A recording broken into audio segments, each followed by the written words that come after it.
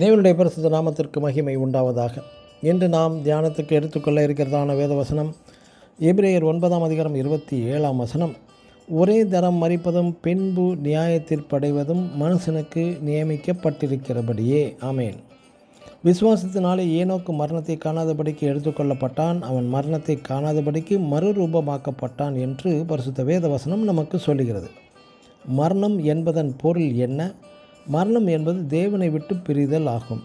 சங்கீதக்காரன் சொல்லுவது என்ன என்றால், 18ஆம் சங்கீதம் 4-5 மரணக்கட்டுகள், இதை ஆங்கிலத்தில் மரண துக்கங்கள் என்று உள்ளது, என்னை சுற்றி கொண்டது என்றும், துர்ச்சனை பிரவாகம் என்னை பயப்படுத்தினது என்றும், பாதாள கட்டுகள், ஆங்கிலத்தில் பாதாள துக்கங்கள் என்னை சூழ்ந்து கொண்டது என்றும், மரண கண்ணிகள் என்மேல் விழுந்தது என்றும் கூறுகிறான்.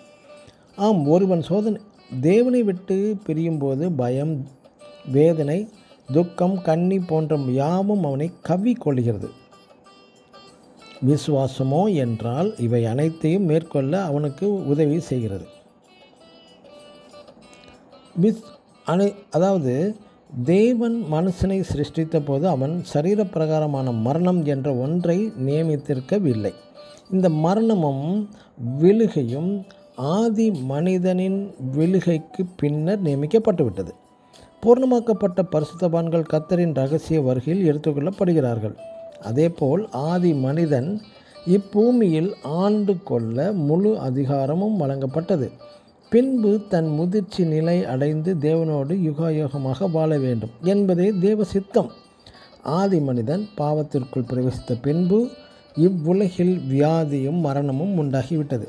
இந்த பாவத்தின் நிமித்தமாகவே மரணத்தின் கசப்பு மனுக்குலத்திற்கு உண்டாகிவிட்டது.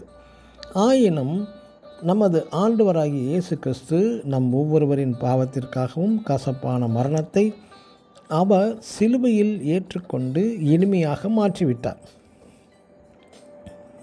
கர்த்தராகிய இயேசு கிறிஸ்து நம் பாவங்களை அவர் ஏற்றுக்கொண்டு இரத்தம் சிந்தி மரித்ததினாலே பரிசுத்தவான்களுக்கு அவர் மரணத்தின் கசப்பு என்பது இல்லை ஒருவருக்கும். ஆம், பரிசுத்தவான்கள் யாவரும் இன்று மரணம் என்பது இனிமையான தூக்கமாக மாற்றப்பட்டு நித்திரையாக மாற்றப்பட்டு இவ்வுலகை விட்டு அவர்கள் கடந்து செல்கிறார்கள். ஆமேன். God bless you.